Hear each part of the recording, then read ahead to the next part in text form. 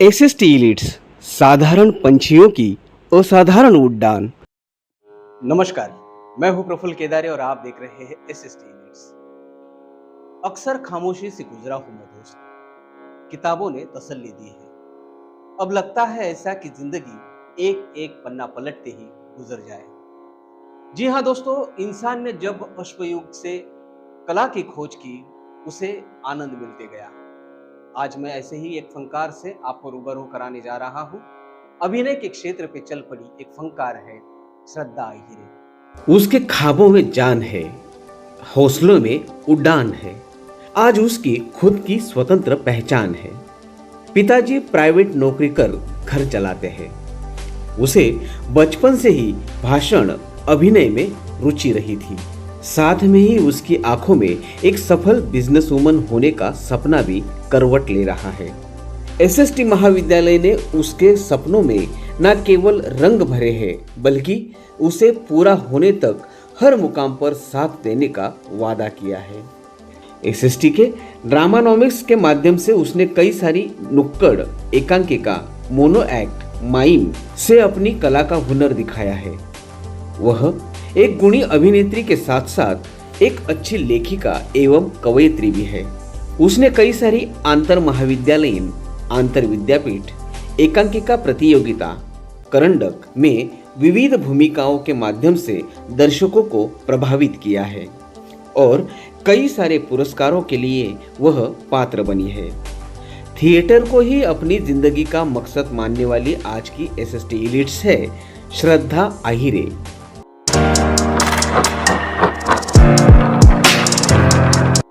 SST इलिट्स साधारण पंछियों की असाधारण उड़ान। जी हाँ दोस्तों, ये सफर हमने देखा श्रद्धा का। आइए उसके सपनों के बारे में, उसकी जिंदगी के बारे में हम और विस्तृत से जानते हैं। श्रद्धा, आपका बहुत बहुत स्वागत है एसएसटी इलिट्स में। धन्यवाद सर। मैं भी मेरे सभी साथियों से बात करने के लिए बहुत ज़्यादा उत्सुक हूँ। मैं तहे दिल से शुक्रिया अदा करना चाहूँगी हमारे एसएसटी कॉलेज के प्राचार्य डॉक्टर पुरुस्वानी सर, एक्यूरेसी कोऑर्डिनेटर खुशबू मैम और हमारे ड्रामा के टीचर हर्षल सूर्यवंशी, साधन जवरे और सुदर्शन सर, जिन्होंने मुझे इस काबिल समझा कि मैं आप सभी के साथ अपना एक्सपीरियंस शेयर कर सकूँ। तो मैं भी बहुत उत्सुक हूँ आप सभी से बात करने के लिए। श्रद्धा, तो चलो हम आज इस संवाद का जो है आगाज करते हैं। सबसे पहले तो मैं आपसे जानना चाहूंगा कि आपने अपनी जिंदगी का रुख जो है एक्टिंग की तरफ कैसे मोड़ा? हाँ सर, मुझे बताते हुए बहुत आनंद होगा। तो मेरे पापा संजय अहिरे एक प्राइवेट कंपनी में जॉब करते हैं और मेरी मम्मा वो टीचर थी, आंगनवाड़ी टीचर। सो मैं जब छोटी थी तो मैं उन्हें देखती थी कि मम्मी कैसे सिखाती है बच्चों को, कैसे उनके साथ बिहेव करती है। तो तब से ना मेरे मन में कि हाँ, मैं भी टीचर बनूँगी, या फिर मम्मी जैसे बोलती है या फिर जैसे सिखाती है या फिर जैसे बच्चे मम्मी के साथ डांस वगैरह करते हैं, तो तब से मेरे मन में था कि हाँ, मैं भी कुछ ऐसा ही करूँगी। तो उसके बाद मैं स्कूल में गई। तो स्कूल में हमारे झुंझाराव सर थे, जिनका वक्तृत्व बहुत अच्छा था। वो बहुत अच्छे से बात करते थे और अगर स्कूल में कुछ भी हुआ ना, तो सबसे मेन बात तो ये होती है कि हमें बोलना आना चाहिए कि क्या प्रॉब्लम है, किससे हम उसे फेस करें। तो मैंने सोचा कि बोलना बहुत ज़रूरी है, इसलिए मैंने तब से एलोकेशंस कॉम्पिटिशन्स या फिर जो भी हमारे स्कूल के एनुअल फंक्शंस थे, उनमें पार्टिसिपेट करना शुरू किया। तो तब से मुझे ये मतलब ड्रामा क्या होता है, इसके मन में थोड़ी जिज्ञासा थी कि हम भी ड्रामा करेंगे या फिर गाने वगैरह, डांस, इसमें मुझे बहुत इंटरेस्ट था। तो जब मैं कॉलेज में आई, तो जब मैं 11th में थी, तो एक हमारे ग्रुप में एक मैसेज आया कि ड्रामा की वर्कशॉप है, फ्लैश मॉब होगा एक। तो मुझे तो हाँ, चलो देखते हैं क्या होगा उसमें। तो इसलिए मैं ड्रामानॉमिक्स में गई। तो वहाँ पे मुझे हर्षल सर मिले, साधन सर मिले, जिन्होंने फ्लैश मॉब बिठाया था। तो फ्लैश मॉब, उसके बाद पथनाट्य, उसके बाद स्किट, माइम, ऐसे एक्ट करते-करते 3-4 सालों में हमने बहुत सारे प्राइज़ेस जीते। हमारे पास डिस्ट्रिक्ट लेवल के, नेशनल लेवल के बहुत सारे प्राइजेस है। फर्स्ट सेकंड रैंक हमारा हमेशा आता है। और हमने उसके बाद एकांकिका की, डेमागॉग, हंसनास कारण की, बिफोर द लाइन, इनडिसिसिव, ऐसी बहुत सारी एकांकिका में पार्टिसिपेट किया था मैंने। और उसके बहुत सारे प्रयोग भी हुए हैं। महाराष्ट्र में ऑल ओवर हमारे प्रयोग होते थे। तो बाकी का आप मेरा जो जर्नी है वो तो जानते ही हैं। तो आप इस अभिनय के क्षेत्र में जब चल पड़े हो, तो आपके सामने आइडॉल करके किसे आप चुनते हो?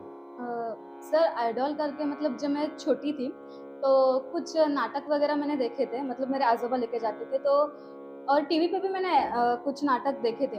तो नीलू फुले, अशोक सराफ, नाना पाटेकर, इन सबको देख के ना मुझे मतलब नाना पाटेकर का एक डायलॉग था कि ये खून कौन-सा है? हाँ, तो वो डायलॉग देख के ना मतलब लोगों में ऐसे चाह उठी कि हाँ, ये बरोबर है, ये गलत है। तो मुझे लगता था कि नाटक एक ऐसा क्षेत्र है जिसमें से हम जन जागृति कर सकते हैं, जिसमें से क्या सही है, क्या गलत है, लोगों को बता सकते हैं। तो इसलिए मुझे लगा कि हाँ, हमें भी नाटक करना चाहिए। नाटक करेंगे तो हम भी ऐसा कुछ कर सकेंगे। गलत जो गलत है और जो सही है वो सही है। ये बताने के लिए मुझे लगता है कि नाटक में प्रवेश करना बहुत ज़रूरी है, इसलिए मैंने नाटक में प्रवेश किया था। और आज के दौर में देखा जाए तो नम्रता संभराव है, वो मुझे बहुत ज़्यादा पसंद है क्योंकि उनकी जो एक्टिंग है ना वो वर्सेटाइल एक्टर लगते हैं मुझे, वर्सेटाइल एक्ट्रेस लगती हैं। क्योंकि उनकी एक ये आ रही है हास्य जत्रा, महाराष्ट्राची हास्य जत्रा, तो उनमें उन्होंने जितने भी स्किट किए हैं, उस स्किट में उनकी जो वर्सेटाइलनेस है वो दिख के आती है। मतलब वो अलग-अलग कैरेक्टर्स प्ले करते हैं।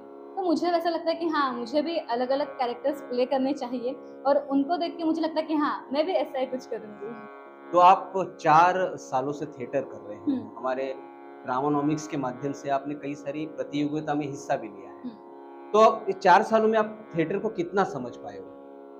सर थिएटर को कितना समझ पाए हैं, ये अगर बोला जाए तो थिएटर के बारे में जितना पढ़ोगे, जितना सुनोगे, जितना हमने जाना है उतना कम ही पड़ेगा। क्योंकि कई सालों से हमारे भारत में, महाराष्ट्र में थिएटर, नाटक ये संस्कृति चलती आ रही है। और जितना भी मैंने मेरे टीचर से सुना है, डायरेक्टर से सुना है, उसमें तो थिएटर मतलब एक ऐसा मंच जहाँ पे आप आपकी जो कला है, मतलब आपको कले में से क्या लोगों को दिखाना है, क्या लोगों को समझाना है, वो हम समझा सकते हैं। और मुझे लगता है कि हमें एक ही ज़िंदगी मिलती है सबको, तो हम जो है मतलब जो हमारी पर्सनैलिटी है, हम एक ही बार जी सकते हैं। लेकिन अगर आप थिएटर के एक्टर हो, तो आपको हर कैरेक्टर क्या मतलब बात!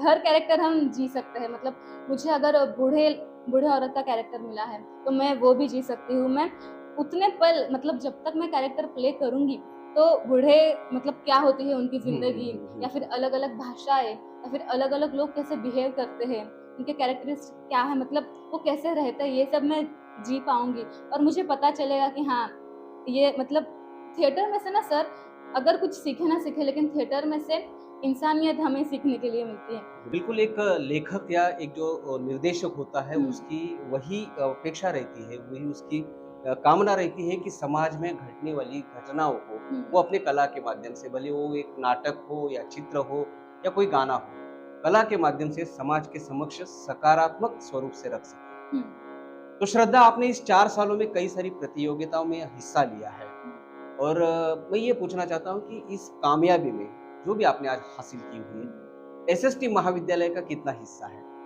सर एसएसटी महाविद्यालय के लिए मेरे दिल में तो एक अलग जगह है, बहुत स्पेशल है एसएसटी महाविद्यालय मेरे लिए। क्योंकि कोई भी कामयाब व्यक्ति अगर उसके कामयाबी के पीछे उसकी मेहनत होती है और सबसे बड़ा रोल जो होता है, उसके मार्गदर्शक का होता है, जो उसे मार्गदर्शन करता है कि जो तुम काम कर रहे हो उसमें तुम्हें सफलता कैसे मिले। तो मार्गदर्शन का बहुत बड़ा स्थान होता है ऐसे मैं मानती हूँ। तो हमारे एसएसटी कॉलेज के जो हमारे ड्रामा के डायरेक्टर हैं, मतलब हर्षल सूर्यवंशी सर, सादान ज़ौरे, सुदर्शन सर, इनके मार्गदर्शन की वजह से ही मैं यहाँ तक पहुँच पाई हूँ। और एसएसटी महाविद्यालय की तो मैं बहुत ज़्यादा ऋणी रहूँगी कि अगर मैं 11th में वर्कशॉप में नहीं आती, तो मुझे नहीं लगता कि मेरे में जो स्किल्स थे, मतलब जो मैं एक्टिंग करती हूँ कि वह जो एलोकेशन वगैरह करती हूँ, वो डेवलप हो पाते और अगर वो डेवलप नहीं होते, तो मैं आज यहाँ पे नहीं होती।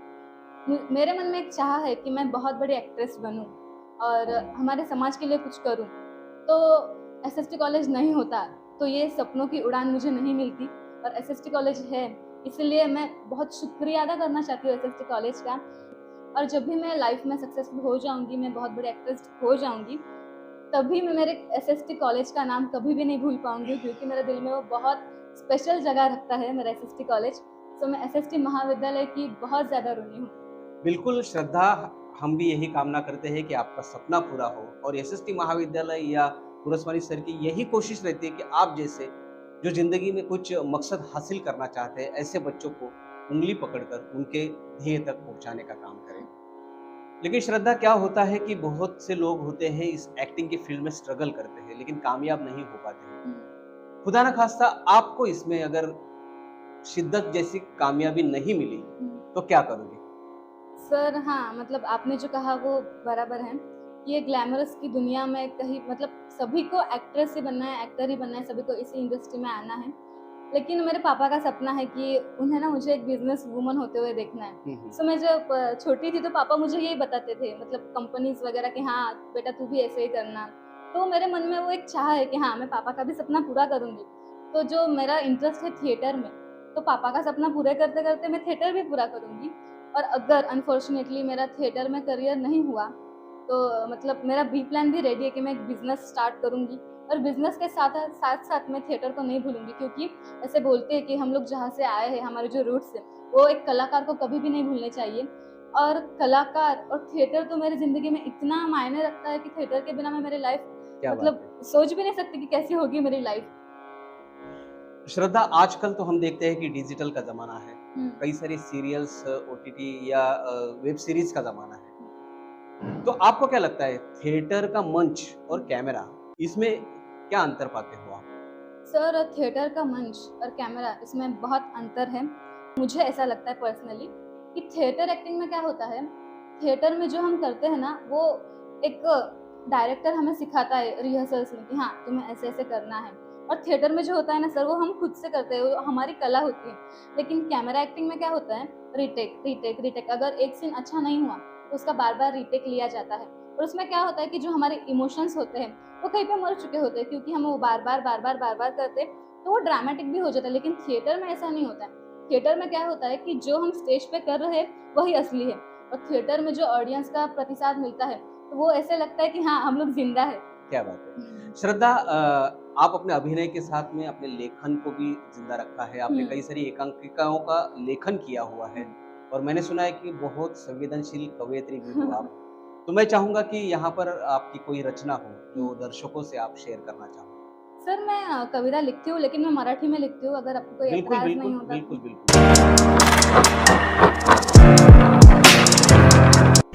एसएसटी लीड्स साधारण पंछियों की असाधारण उड्डाण।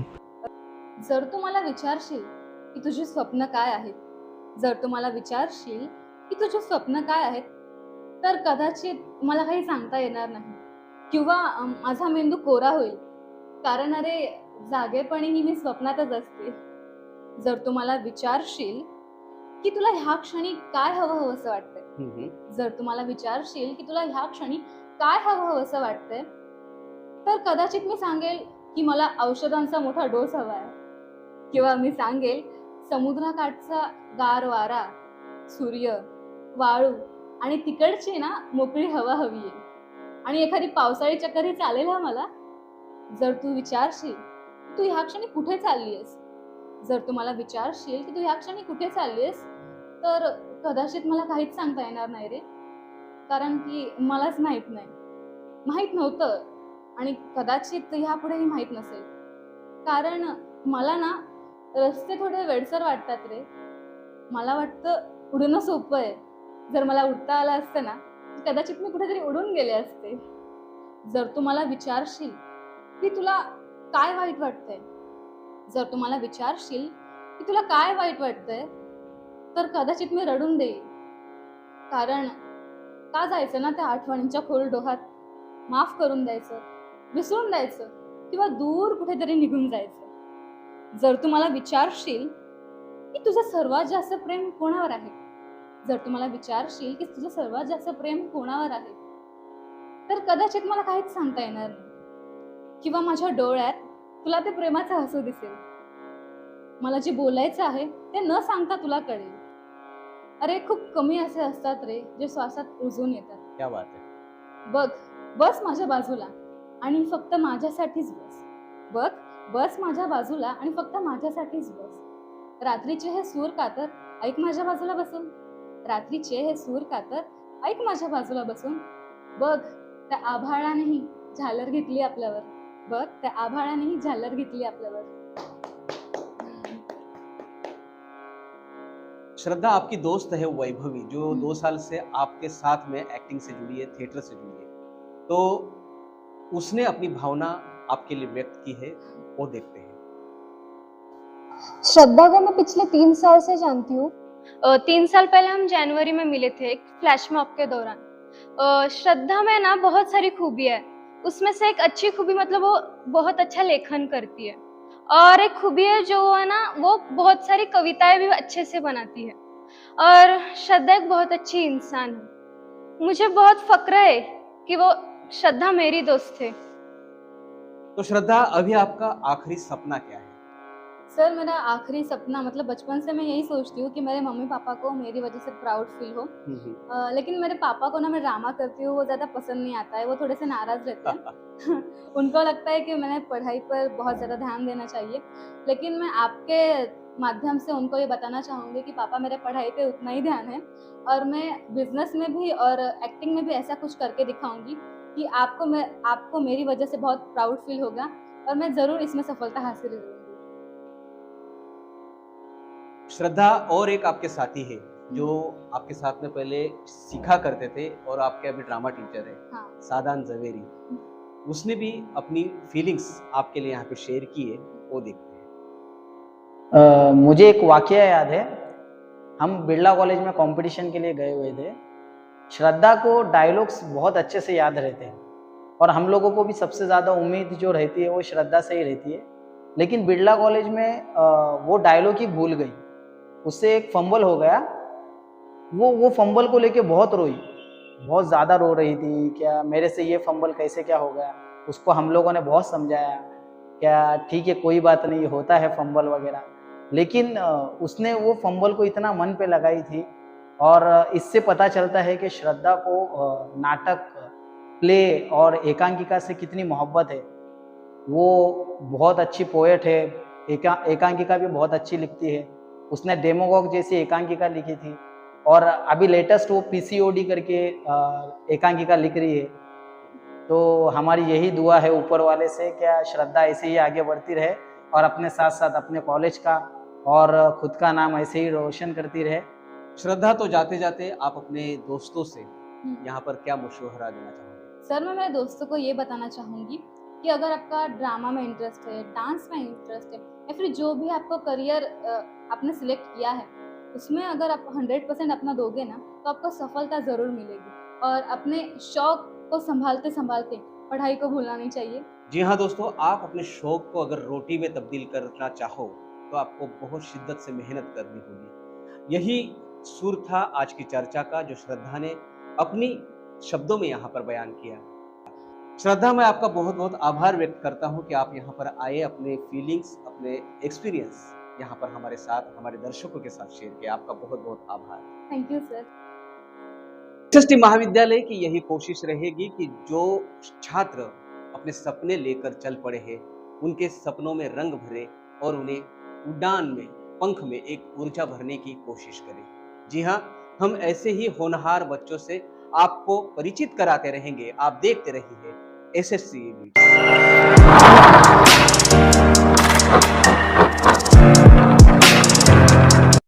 एसएसटी लीड्स, साधारण पंछियों की असाधारण उड़ान।